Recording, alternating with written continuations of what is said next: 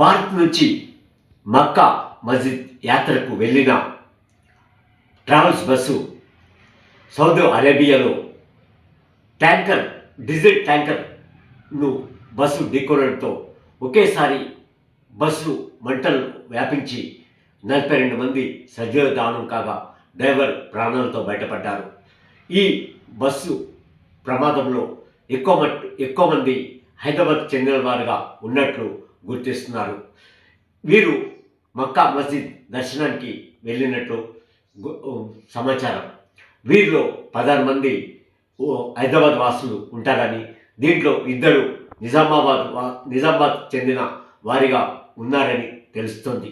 ఈ ఘటన పట్ల రాష్ట్రపతి ద్రౌపది ముర్ము, ప్రధానమంత్రి నరేంద్ర మోడీ, రాష్ట్ర ముఖ్యమంత్రి రేవంత్ రెడ్డి తీవ్ర దిగ్భ్రాంతి వ్యక్తం చేశారు. ఈ ఘటన తమను ఎంతో కలిచివేసిందని వారు తమ ఆవేదనలో వెల్లగక్కారు. ఇటీవల ఆంధ్రప్రదేశ్ కర్నూలులో జరిగిన బస్సు దహనం కేసులో 19 మంది సజీవ దహనం కాగా, ఈ ఘటన ఇంకా ప్రజలు మరవకముందే సౌదీ అరేబియాలో జరిగిన ఘటనల్లో హైదరాబాద్కు చెందిన భక్తులు సజీవ దహనం కావడం అందరినీ కలిచివేసింది.